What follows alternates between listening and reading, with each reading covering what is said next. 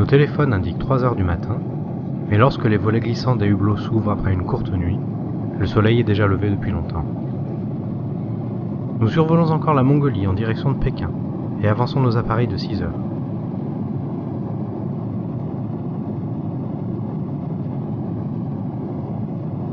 Parfois, on peut apercevoir, lové dans ces montagnes arides, une maison solitaire ou un hameau.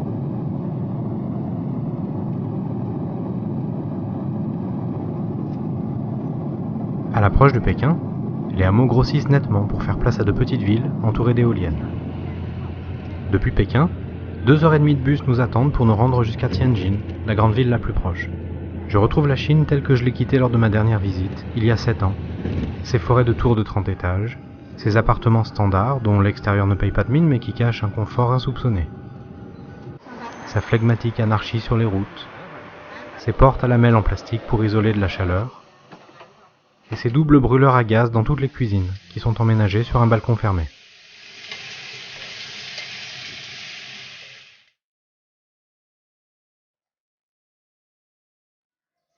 L'appartement de nos hôtes, mes beaux-parents Yanni et Lucine, est typique de la classe populaire chinoise. Les parties communes sont quelque peu délabrées, mais le petit appartement est sain et confortable, et la vue est calme. 有，咱这就还行。这是新房子。这个老砖楼，保温各方面性能都不行。给他算上午餐，也许他吃。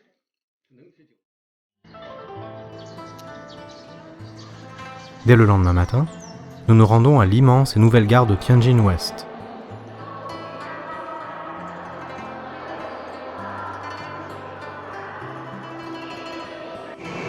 La Chine dispose à présent du CRH, un train à grande vitesse de technologie allemande.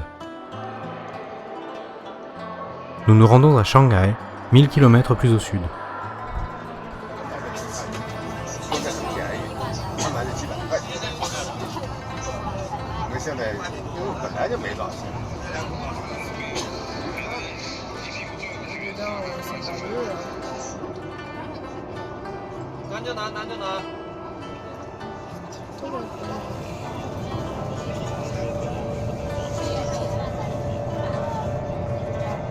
La vitesse de croisière est de 300 km/h, mais le train faisant des arrêts à une dizaine de gares sur le parcours, le trajet dure tout de même 6 heures. L'intégralité du parcours, d'un bout à l'autre du pays, s'effectue sur un pont. En Chine, quand on construit quelque chose, on construit gros et on ne s'embarrasse pas avec les détails. Le CRH 380, qui comme son nom l'indique sera capable de rouler à 380 km/h, est en cours d'étude. Cette fois, il ne sera pas de technologie allemande, mais entièrement chinoise.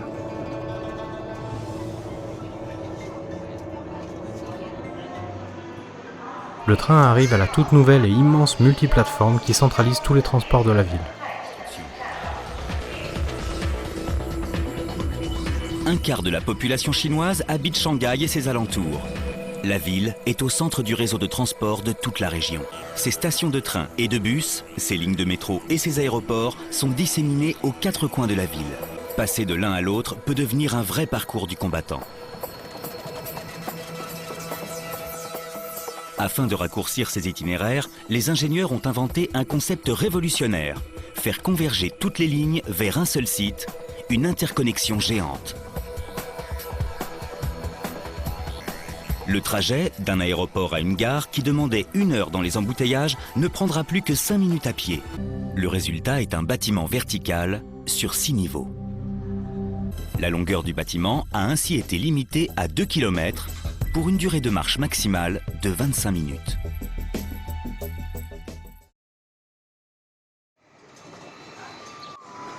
Par chance, notre hôtel se trouve en bordure d'un authentique vieux quartier. Les quartiers de ce genre deviennent rares, car ils sont tous systématiquement détruits pour faire place à des tours modernes de 30 étages. Celui-ci n'échappera d'ailleurs pas à la règle, et sa destruction est prévue à la fin de l'année, ou au plus tard l'année prochaine. Shanghai est la ville et la province la plus peuplée du pays le plus peuplé du monde.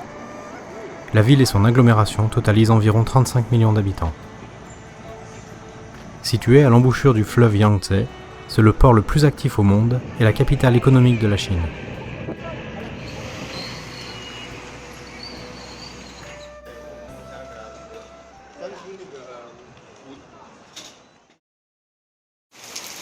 Shanghai a un climat humide subtropical. Il y pleut donc beaucoup, environ 120 jours par an. La vieille ville, de forme circulaire, trouve ses origines au XIe siècle.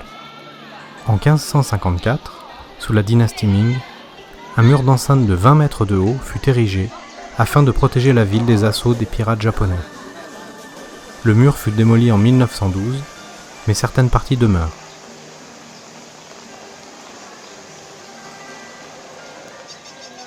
Les bâtiments sont rénovés, mais authentiques.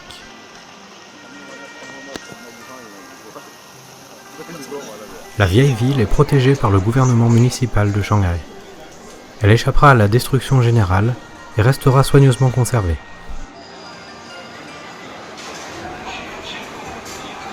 Il est à présent l'heure d'un passage au restaurant.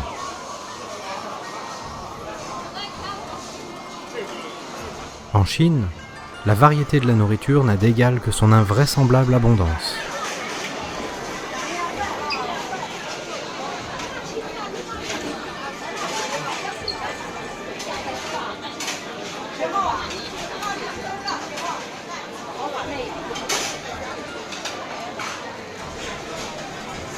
Il est coutume de dire que les Chinois mangent tout ce qui a quatre pattes sauf les tables, et tout ce qui a des ailes sauf les avions.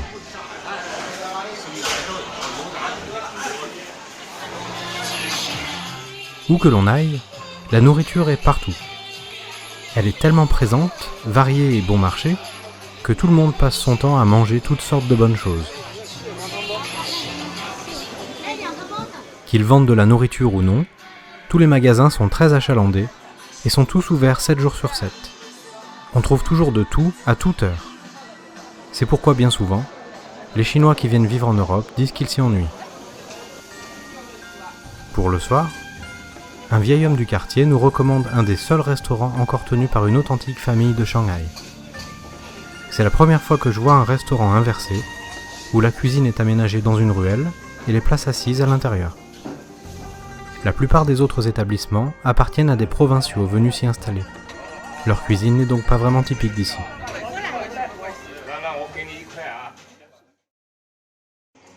Le lendemain matin, nous quittons déjà Shanghai de bonne heure pour nous rendre à Suzhou.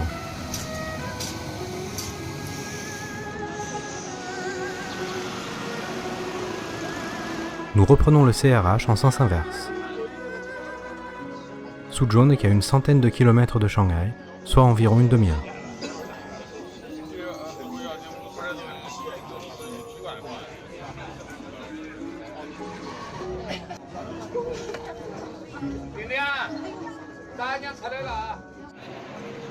Mieux vaut éviter de se rendre en Chine si l'on est agoraphobe.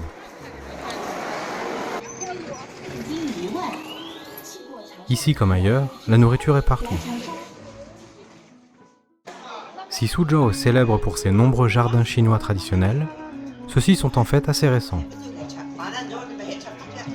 Le jardin de Yiyuan, ou jardin des plaisirs, fut construit sous la dynastie Qing, à la fin du XIXe siècle. C'est le plus jeune de tous les jardins de Suzhou, mais aussi celui qui est considéré comme le plus représentatif.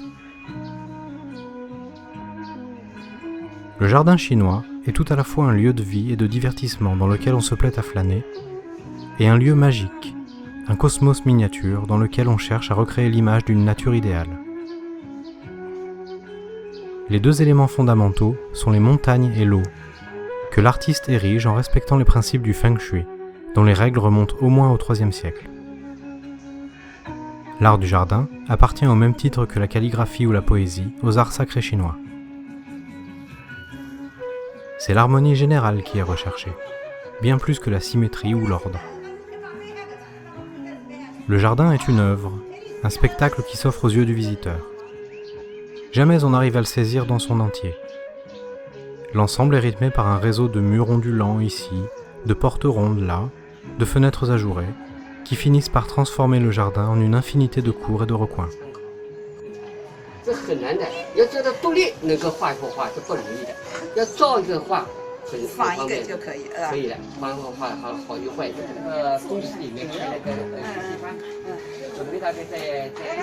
Parmi les jardins classiques de Suzhou, 9 sont classés au patrimoine mondial de l'UNESCO, dont celui-ci, le jardin Liuyuan ou jardin Attardez-vous.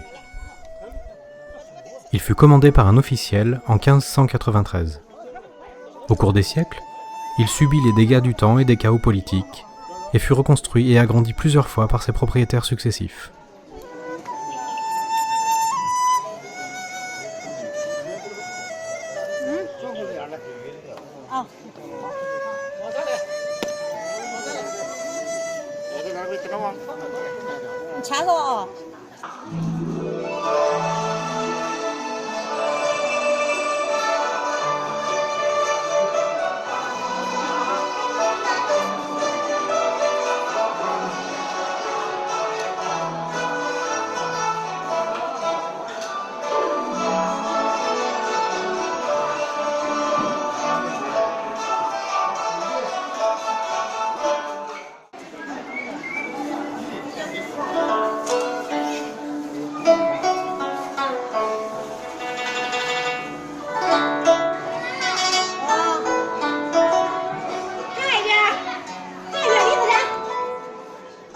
Le jardin fut abandonné durant la guerre sino-japonaise entre 1937 et 1945, puis récupéré et rénové par le gouvernement de Suzhou, qui le rouvrit au public en 1954. Il fut classé par l'UNESCO en 2001. Au menu du soir, porc au caramel, pois dans leur cosse, petites crevettes, poulet au poivron, tranchettes de bœuf, légumes en sauce et beignets à la betterave frite. Le tout accompagné de riz, d'eau chaude, de thé et de bière.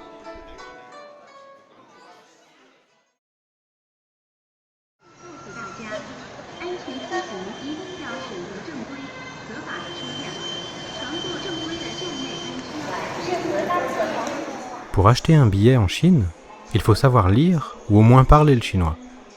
L'anglais ne vous sera d'aucun secours ici. Un voyage en bus est l'occasion de découvrir Suzhou d'un peu plus haut.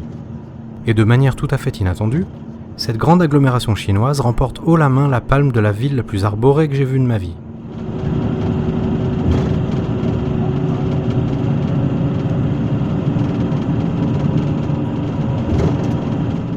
Même ce pylône de communication a été camouflé en arbre solitaire. Surprise! Un apiculteur qui vend tranquillement son miel au bord de la route.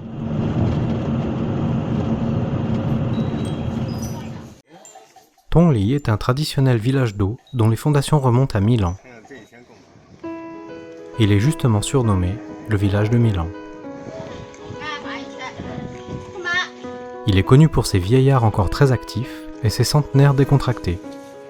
Pour la plupart, des enfants du village qui ne l'ont jamais quitté.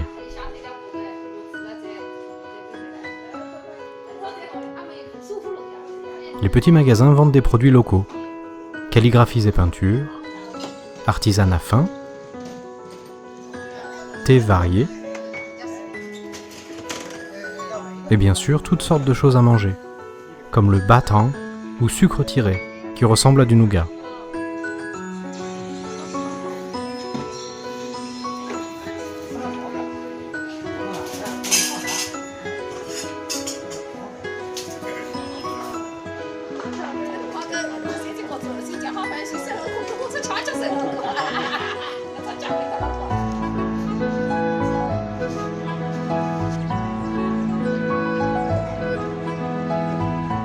Cette maison a 463 ans. Elle fut construite en 1553. Il s'agissait de la maison du premier gagnant des examens impériaux. Elle comprenait à l'époque 6 entrées et 73 pièces, et elle s'étendait sur 1980 m². Aujourd'hui, il ne reste plus que la façade et 3 pièces. Elle fut classée en septembre 1986 par l'unité de contrôle du patrimoine de la commune.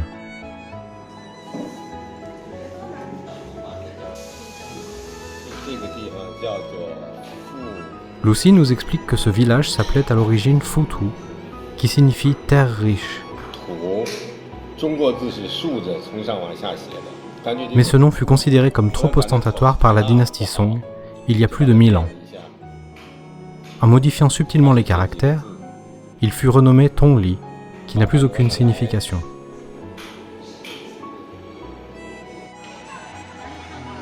Ces vieux villages sauvegardent leur pavement d'origine. Les bâtiments sont typiques des dynasties Ming et Qing, qui s'étalèrent de 1368 à 1911. Les couleurs de la Chine sont le rouge et l'or, que l'on trouve sur le drapeau, mais aussi partout dans le pays. Le rouge représentant le bonheur et l'or, bien sûr, la prospérité.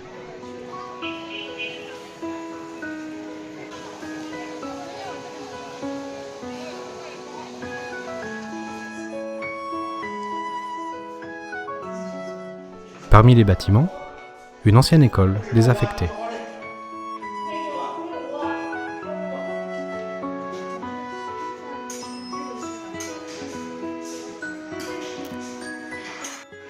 Cet étrange bâtiment imite un bateau à quai qui débarque ses passagers. Les fenêtres sont à l'ancienne, à l'époque où on collait du papier en guise de verre.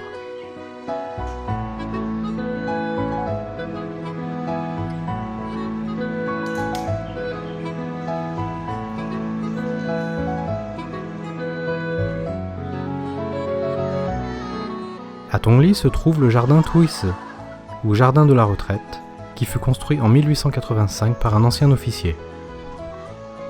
Bien que loyal, il commit une erreur qui lui valut d'être incarcéré, puis expulsé de l'armée et renvoyé chez lui. À sa retraite, pour montrer son regret, il construisit ce jardin, qui a pour thème le dicton suivant : « Quand on est en poste dans le gouvernement, il faut être loyal, c'est-à-dire réfléchir en avant. Et quand on est à la retraite, il faut réparer les erreurs commises, c'est-à-dire réfléchir en arrière. » L'eau grouille de poissons rouges gros comme des truites. Vu que les Chinois aiment bien le rouge, ils aiment bien aussi les poissons rouges qui portent bonheur.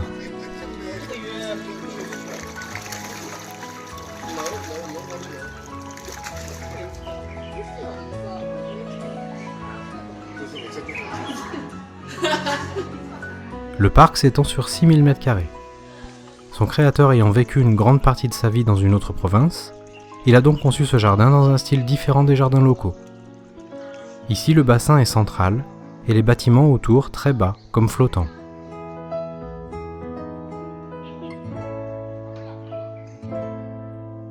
L'un des bâtiments renferme un mini-musée qui expose des trouvailles archéologiques locales vieilles de 4000 ans.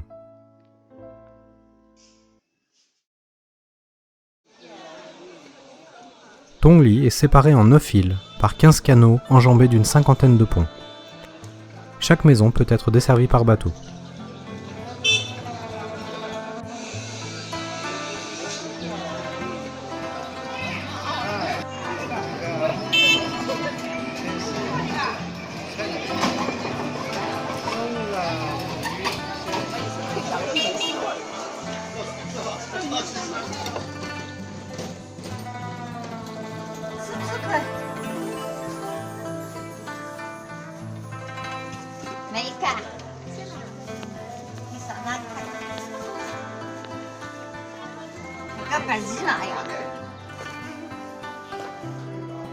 Nous avons droit à une démonstration d'un parchemin magique.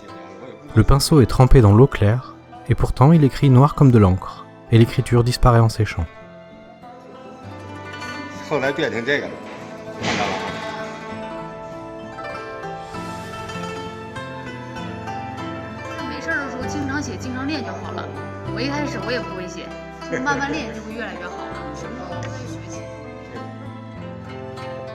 Le palais Jiayin a été construit en 1922 et a pour caractéristique d'être intégralement ouvragé, à l'extérieur comme à l'intérieur.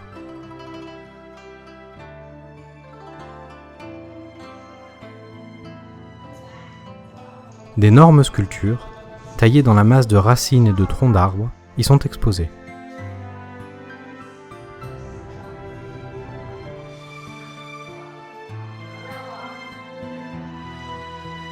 Sur le toit, 3 statuettes de dieux priant pour la réussite de la vie future, bonheur, chance et longévité.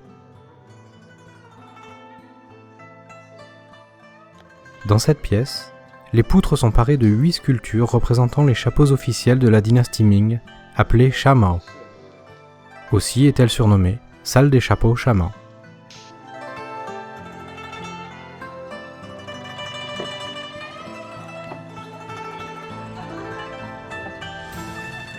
La pêche au cormoran est toujours pratiquée en Chine. Les oiseaux sont libres et reviennent d'eux-mêmes au bateau avec leur proie en travers du gosier, qu'une légère ligature les empêche d'avaler.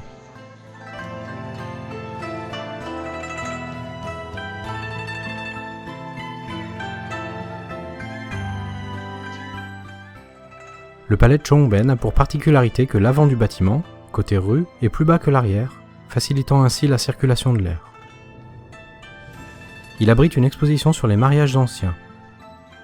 On peut y voir des habits d'époque, des documents vieux de plusieurs siècles, des registres, des accessoires, des vêtements et chapeaux d'enfants, et aussi ces fameuses chaussures qui compressaient en les déformant les pieds des femmes, car à l'époque, des pieds petits étaient un critère de beauté.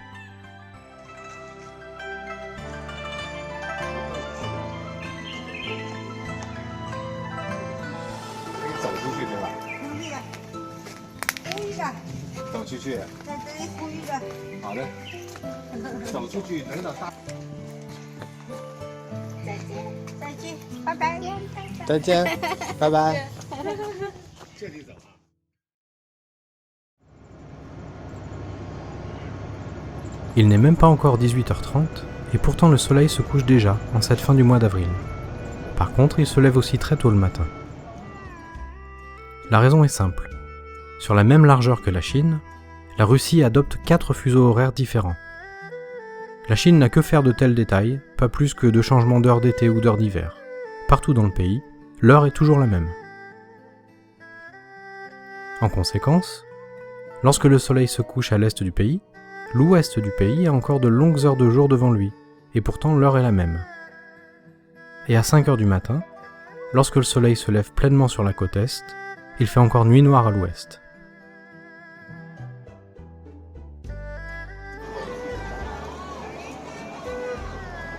De retour à Suzhou, notre journée n'est pas finie. Nous nous rendons dans un quartier célèbre pour ses restaurants, son ambiance éclairée et ses péniches.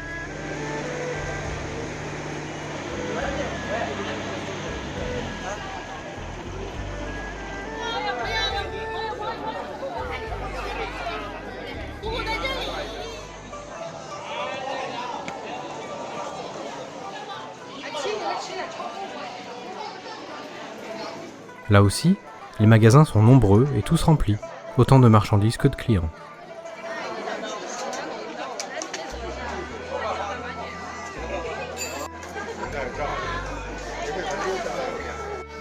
Beaucoup de consommables sont emballés en bouchées individuelles et vendus au kilo.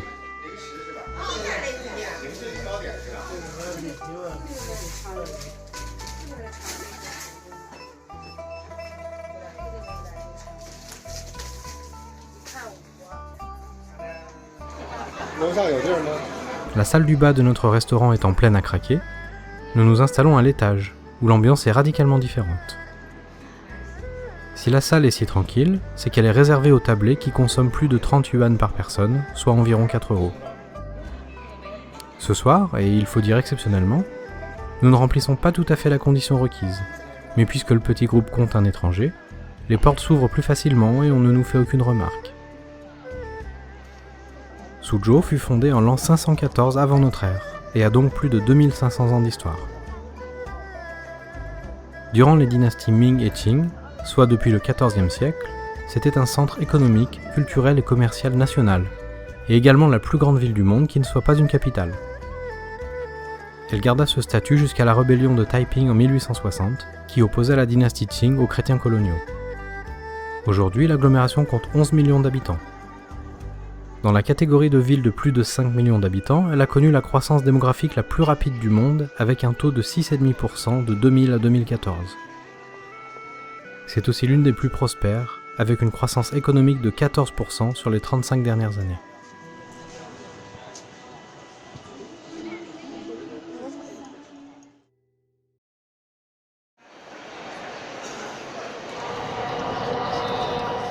Il est à présent temps de quitter Suzhou.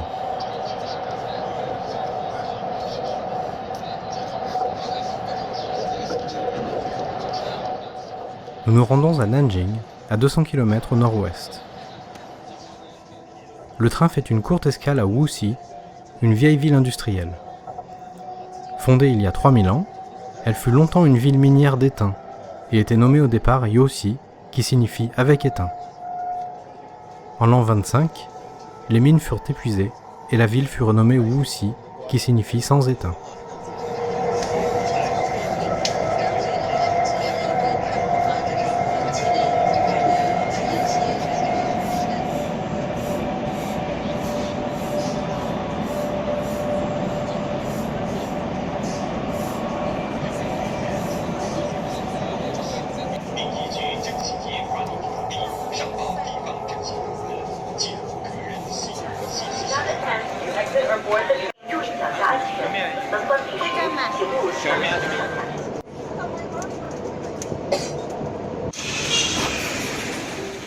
Nanjing est une ville bourdonnante, occupée, et nettement plus tumultueuse que les précédentes. Mais pas de doute, nous sommes toujours en Chine. L'air est complètement saturé de pollen, que les arbres saupoudrent allègrement. Personne dans le groupe n'est allergique au pollen, et pourtant c'est avec un foulard sur le nez et en éternuant que nous arrivons à l'hôtel. Là, une surprise nous attend. L'hôtel n'est pas agréé par la police pour recevoir des étrangers. En conséquence, il n'a pas l'autorisation de m'accueillir. Il nous faut donc improviser et débusquer un hôtel agréé rapidement. La raison officielle est que cet hôtel n'est pas assez luxueux au goût des autorités, qui veut que les étrangers aient une bonne image de la Chine. Malheureusement, c'est plutôt l'effet inverse que cette mesure produit.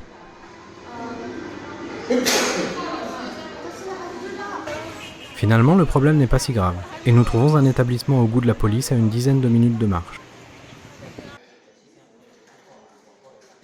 La réceptionniste n'y est pas plus accueillante, mais c'est ainsi en Chine. Les grands sourires mielleux, les politesses, les convenances, l'accueil surjoué du client, c'est pas leur truc. C'est un peu plus bourru ici. S'il faut bien avouer que le hall en jette un peu, la chambre est quelconque. Elle est bien évidemment équipée d'une bouilloire électrique, car en Chine, il est impensable de boire de l'eau froide.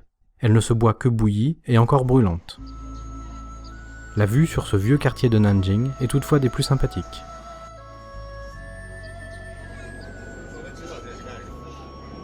Ce moine bouddhiste se rend au temple de Jiming. Ce temple, l'un des plus anciens de Nanjing, fut fondé en l'an 557. Son nom, Jiming, signifie coq qui chante. Il lui vient des monts qui l'entourent, en forme de cage, et qui s'appellent d'ailleurs les monts cage à coq. Comme dans la plupart des temples bouddhistes, il est strictement interdit de prendre des photos de l'intérieur des bâtiments. Le hall principal contient des statues de 2 bodhisattvas, c'est-à-dire des bouddhas qui n'ont pas encore atteint l'éveil, Manjusri et Samantabhadra. Ils sont entourés de chaque côté par 22 statues de divinités protectrices.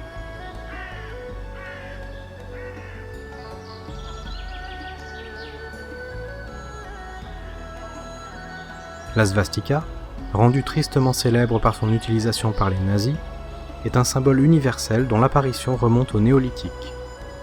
Dans le bouddhisme chinois, il symbolise une bonne augure entre le ciel et la terre. Même les haies sont taillées en forme de svastika.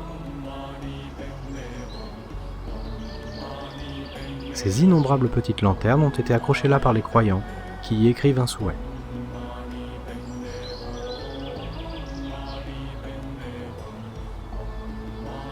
La pagode octogonale est très récente, puisqu'elle n'a été construite qu'en 1990.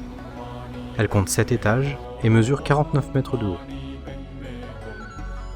Les croyants en font 3 fois le tour en priant, qui correspondent aux 3 tours de la roue de Dharma, qui symbolisent l'enseignement de Bouddha, dont la vie et celle de ses disciples sont illustrées à travers des bas-reliefs tout autour du site.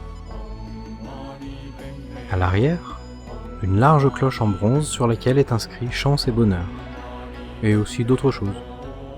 On peut sonner la cloche en échange d'une petite contrepartie financière.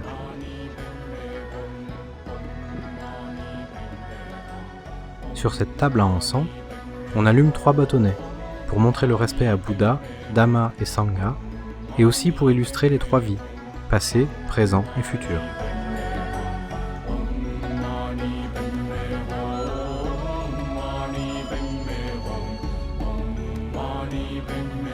Depuis l'arrière du temple, on découvre des anneaux olympiques, célébrant les 2e Jeux olympiques de la jeunesse d'été qui se sont déroulés du 16 au 28 août 2014 à Nanjing. Les anneaux sont érigés sur une énorme muraille. C'est l'ancien mur d'enceinte qui fut construit sous la dynastie Ming au XIVe siècle. Il fallut 21 ans à 200 000 ouvriers pour déplacer les 7 millions de mètres cubes de matériaux nécessaires à sa réalisation. Le mur est long de 35 km, mesure entre 15 et 25 mètres de haut et compte 13 600 créneaux. Aujourd'hui, la plus grande partie du mur tient toujours et il est globalement très bien conservé, ce qui fait de lui le plus grand mur d'enceinte du monde actuel. 18 portes y furent ouvertes, comme celle-ci, la porte Xuanwu, en 1910. Elle ouvre le centre-ville sur le lac du même nom et sur son parc.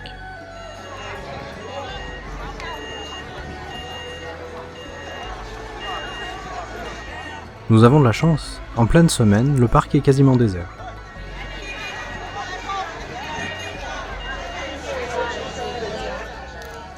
Le lac a une circonférence de 15 km pour une superficie de 4,4 km² et témoigne de 1500 ans d'histoire.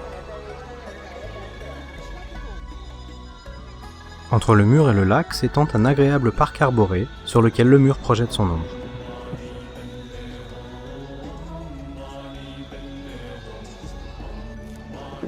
Les habitants s'y détendent et jouent au xianqi, aussi appelé échec chinois. Ce jeu fait partie de la même famille que les échecs européens, mais avec quelques changements. Le xianqi se joue plus vite que les échecs occidentaux, où la barrière des pions est plus importante. De plus, les canons sautent pour prendre, ce qui fait d'eux une menace tôt dans le jeu. Le plateau comprend des zones spéciales, la rivière et les palais, qui freinent le déplacement de certaines pièces mais en favorisent d'autres. Si les loisirs des hommes sont les jeux de bataille, ceux des femmes sont le plus souvent la danse et le chant.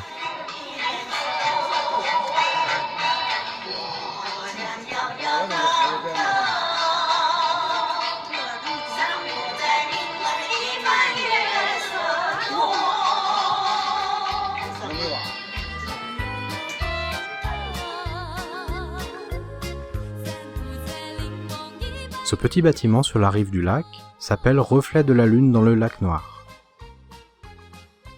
Il a été construit en 2010 selon la tradition architecturale de la dynastie Tang. Il est ainsi nommé car il est situé au meilleur endroit pour observer la Lune. Li Bai, un célèbre poète de la dynastie Tang, s'arrêtait souvent ici quand il se promenait le long du lac.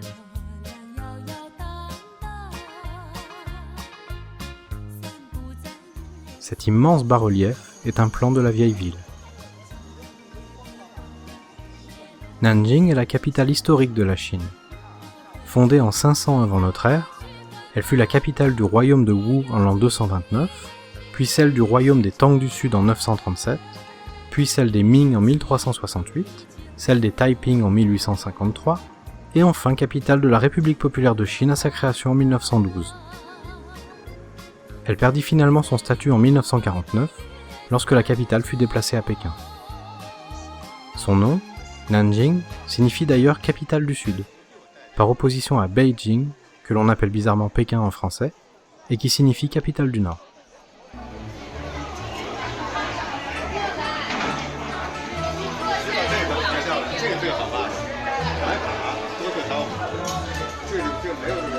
Dans ce genre de restaurant, chacun de ces guichets est un petit restaurant indépendant qui cuisine ses spécialités. On a encore plus l'embarras du choix qu'ailleurs. Dans cette région, la nourriture n'est pas épicée. Elle n'est épicée que dans le sud du pays, surtout dans la province du Sichuan, qui met, paraît-il, un point d'honneur à ne cuisiner que du piment agrémenté d'un peu de nourriture.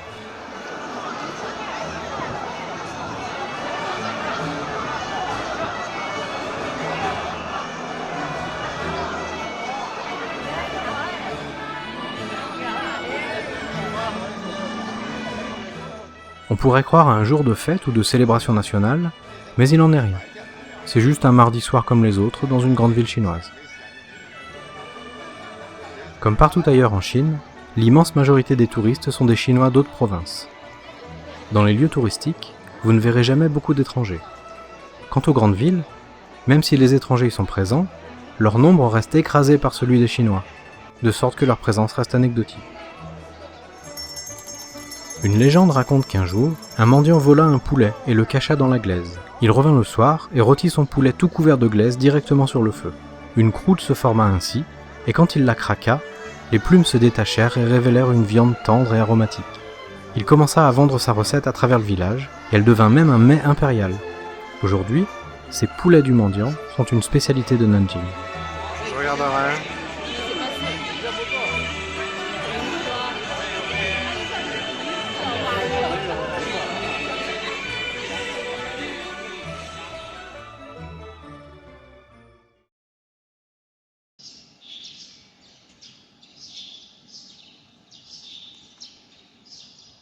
À 5 heures le lendemain matin, l'ambiance est autrement plus calme.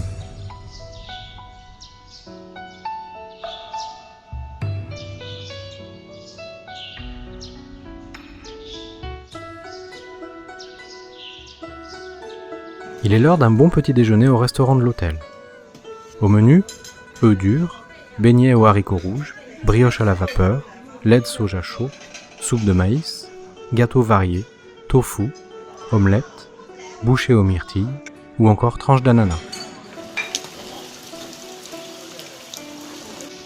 Les gravures de ces dalles font référence à une ancienne monnaie que le trou carré central permettait de porter en collier.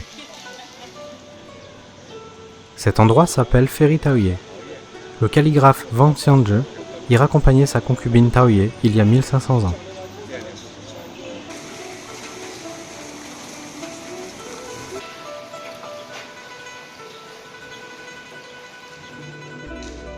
Dans le sud de la ville se situe l'ancienne résidence d'une grande famille Ganxi de la dynastie Qing.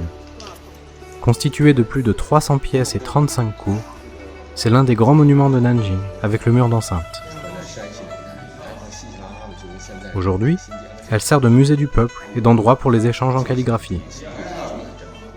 L'ancienne bibliothèque, aujourd'hui habitée par une colossale table en bois, contenait 160 000 livres. On peut y voir des pierres à encre qui servaient et servent encore à y frotter un bâton d'encre dans de l'eau pour obtenir de l'encre de Chine liquide. Avec le bâton, le pinceau et le papier de riz, la pierre à encre est l'un des 4 trésors du lettré. Depuis les temps anciens, en Chine et plus généralement en Extrême-Orient, les instruments de calligraphie sont considérés avec le plus grand respect. Le jardin au sud-est n'est pas spécialement grand mais très gracieux, avec des rocailles et des courants d'eau. La résidence fut bâtie au début du XIXe siècle. Elle est de style Chu, complexe et traversant, typique de la région de Nanjing à la fin de la dynastie Qing. Les 3 couleurs principales, gris pour la toiture, blanc pour les murs et marron pour la peinture, sont bien en accord avec la région du Jiangnan, montagneuse et pluvieuse. Dans l'un des bâtiments officie une graveuse miniature. Maître Luolan utilise différents outils pour sculpter des écritures et des dessins sur des os. C'est un métier rare qui constitue, avec le papier découpé et la sculpture, l'un des 3 trésors de Nanjing.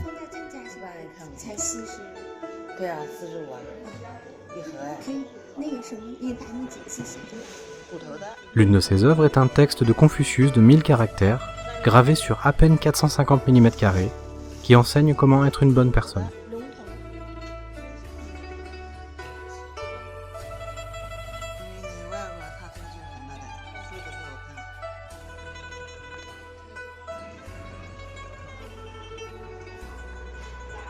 Sous la dynastie Ming, le quartier du sud de Nanjing est devenu les 18 rues de Nanjing, un rassemblement d'artisans. Ces maquettes présentent une partie des coutumes du vieux Nanjing. Cette autre salle présente des accessoires de théâtre, pour une pièce ayant pour thème l'exorcisme.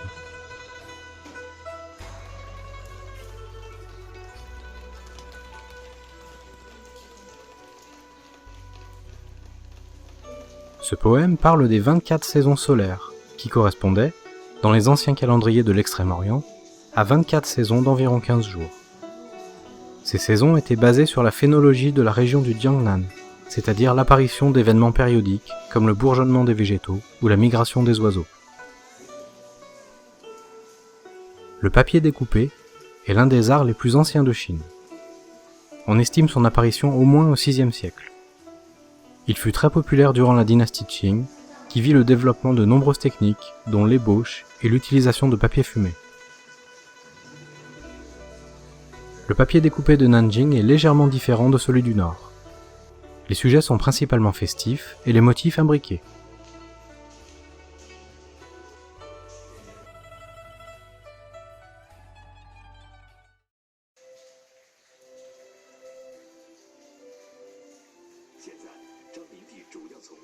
Le fait que les explications soient en chinois sous-titré chinois peut surprendre. Mais c'est parce que si d'une région à l'autre la langue peut différer tellement qu'elle en devient incompréhensible, en revanche, l'écriture est commune à tout le pays et comprise par tous. Le brocart Yujin, typique de Nanjing, est tissé de façon traditionnelle depuis plus de 1500 ans. La technique complexe, comprenant plus d'une centaine d'opérations, était utilisée pour la confection des étoffes des costumes impériaux, comme les robes brodées de dragons. 2 personnes ne produisent que 5 à 6 cm par jour, et l'étoffe est plus chère que l'or. L'artisanat du brocart Yujin a été inscrit en 2009 par l'UNESCO au patrimoine de l'humanité.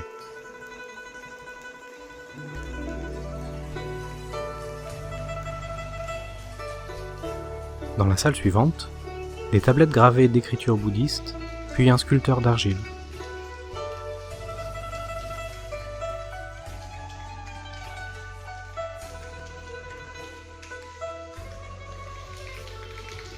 Dans la cour, des statues grandeur nature d'enfants en train de jouer à faire exploser des pétards.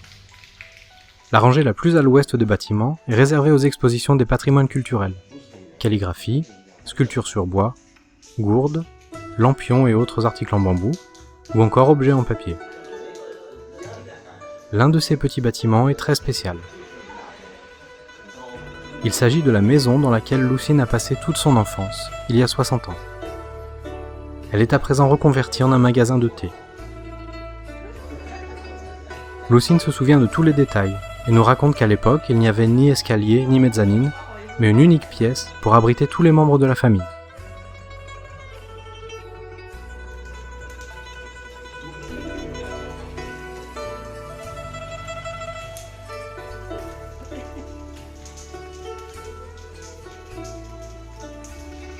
Un peu plus loin, un petit musée folklorique expose des accessoires de mariage traditionnels.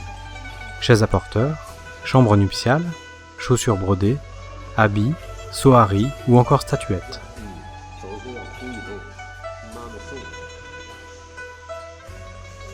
Le tapis circulaire en bambou est un duazhou. Le jour de leur premier anniversaire, on y plaçait les enfants, entourés d'objets variés. On croyait alors que le premier objet attrapé par l'enfant prédisait son futur, sa carrière et son tempérament.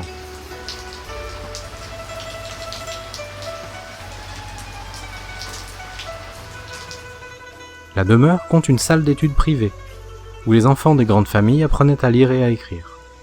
Les professeurs venaient de l'extérieur.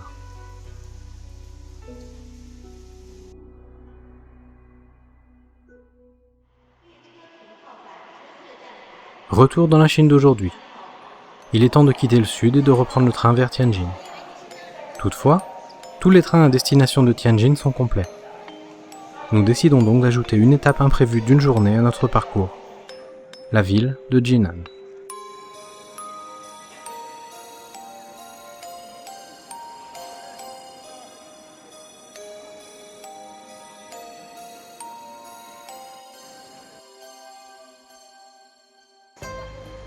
Jinan est la capitale de la province du Shandong.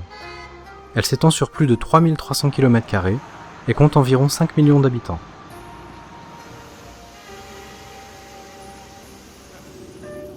La région est habitée depuis plus de 4000 ans. Un site néolithique a été découvert à l'est de la ville en 1928. C'est ici que Zhou Yan, qui vécut de -305 à -240, inventa les concepts du yin et du yang, ainsi que celui des 5 éléments. Zhou Yan est considéré comme le fondateur de la pensée scientifique et culturelle chinoise. Jinan signifie « au sud du Ji », en référence à l'ancienne rivière Ji qui coulait dans le nord de la ville. La rivière Ji a changé de cours en 1852 et a dévié loin vers le nord, laissant Jinan sans voie navigable, mais permettant en contrepartie de développer l'agriculture dans cette région. Le thème de l'eau a persisté, car le sous-sol en est encore rempli. C'est d'ailleurs ce qui empêche Jinan de construire des lignes de métro. L'absence de voies navigables et de métro est un handicap pour devenir une ville touristique. Mais cela ne l'a pas empêché de développer l'industrie et l'agriculture. Bien que la rivière l'ait abandonnée il y a longtemps, Jinan persiste à être une ville d'eau, dont la devise est « fontaine et peuplier chez tout le monde ». On a l'habitude de dire que la ville compte 72 bassins et fontaines, mais en réalité leur nombre est bien plus important. Les plus célèbres sont ceux de Baotou, qui ont été, paraît-il, les premières fontaines du monde, car leur nom apparaît dans des écrits vieux de 3500 ans. L'eau provient d'une exurgence aquifère datant de l'Ordovicien, c'est-à-dire il y a environ 450 millions d'années. L'aquifère est rechargé par une zone montagneuse au sud de la ville. Les fontaines et bassins drainent environ 300 000 m3 d'eau par jour hors de l'aquifère, ce qui provoque des pénuries d'eau régulières depuis les années 1970, mettant les bassins à sec. Jinan persiste pourtant à exhiber son eau, telles ces vitres de restaurant perpétuellement recouvertes d'une cascade. Le restaurant propose évidemment un choix pléthorique, exposé de manière très pratique en photo et en nature. Poissons et fruits de mer frais garantis. Ils ont même des insectes confits. C'est la première fois que j'en vois dans un restaurant en Chine. J'ai voulu essayer, mais le reste du groupe beaucoup moins. Contrairement à une idée reçue très présente, on ne mange pas de chien en Chine, sauf peut-être dans certaines campagnes. Ce poisson entier frit en sauce est un plat typique de Jinan. C'est un mets de choix difficile à préparer et aussi à manger.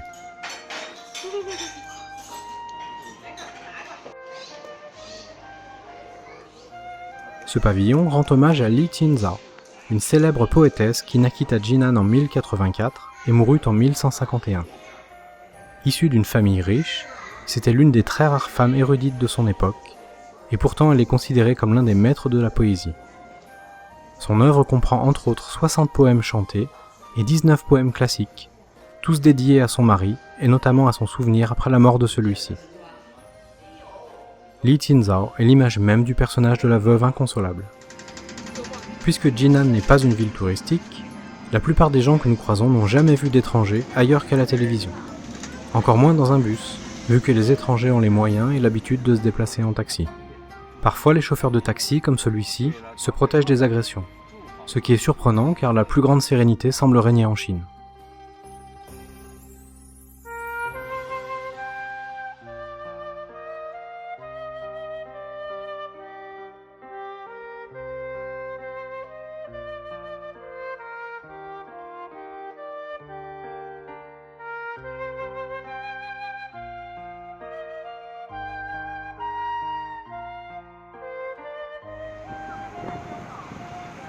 Cette fois, le train pour Tianjin est bien au rendez-vous.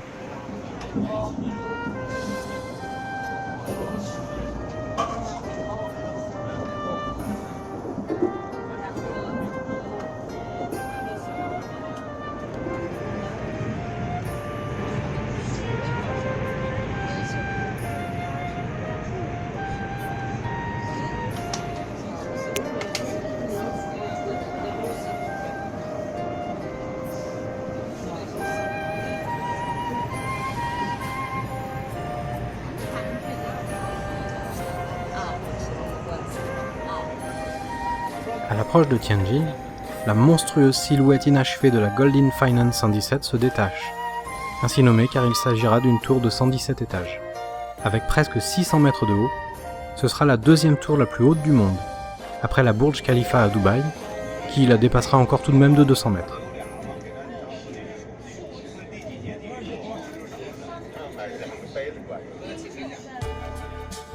Les tours sont une solution très efficace à la surpopulation.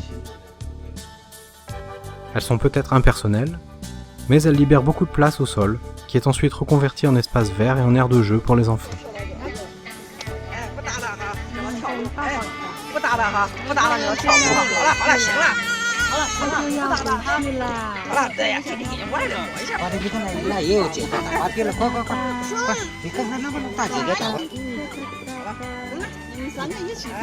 Finalement, on s'aperçoit que les villes, comme beaucoup d'autres choses en Chine, ont deux visages.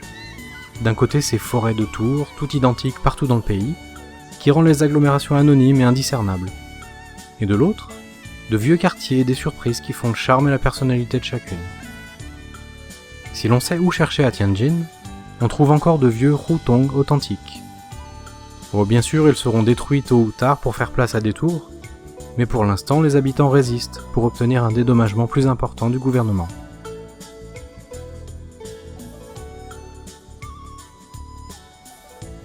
À la sortie des hutong, habite de la famille que nous allons visiter et qui vient d'avoir un bébé.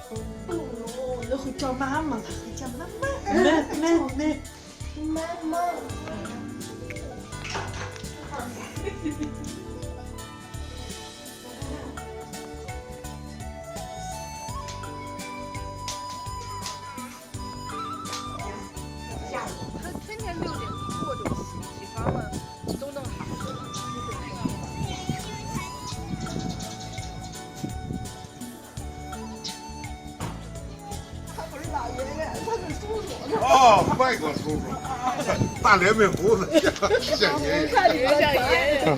打个招呼。How are you？ Ah, good. 再见。再见。再见。Les Chinois sont les spécialistes incontestés des feux d'artifice, surtout lors des mariages et de la fête du Nouvel An.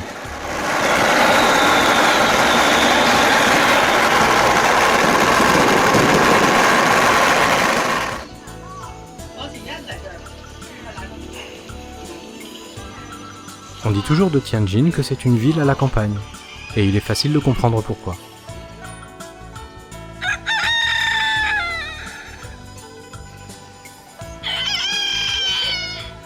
C'est pourtant une ville de toute première importance.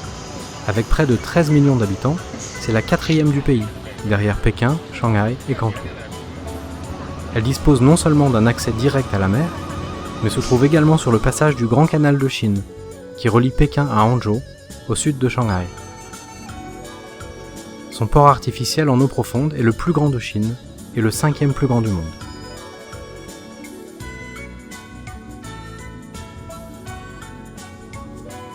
Tianjin compte quelques bâtiments particulièrement impressionnants, mais le plus haut pour l'instant, jusqu'à l'achèvement de la Golden Finance en 17, reste le World Financial Center, aussi appelé simplement la Tianjin Tower.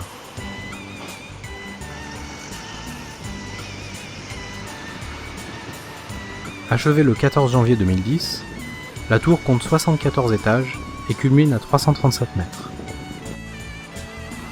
On trouve également de nombreux bâtiments et églises de l'époque des comptoirs, bâtis d'abord par les Portugais au XVIe siècle, puis par les Anglais et les Français du XVIIe au XIXe siècle.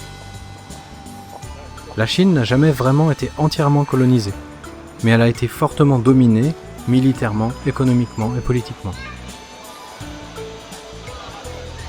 Ce marché couvert est très connu dans la ville. La profusion de nourriture y est tout aussi impressionnante qu'ailleurs.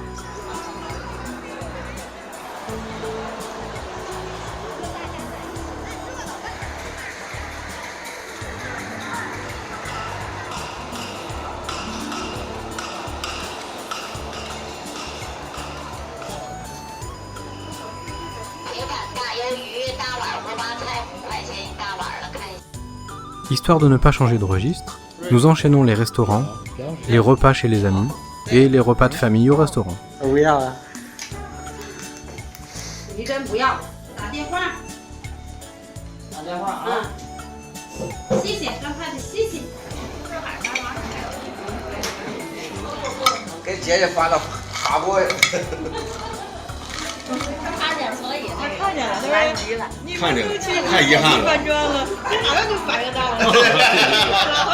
Ah, 喜欢了。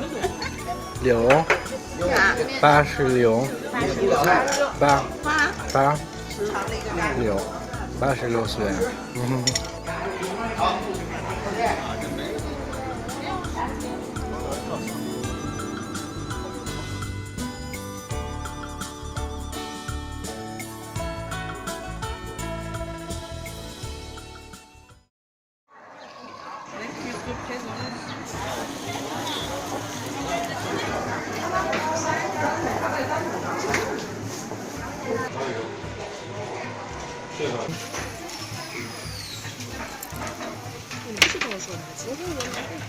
Une dernière visite au marché, un dernier petit déjeuner dans la rue, et il est finalement temps de rejoindre l'immense terminal 3 de l'aéroport de Pékin.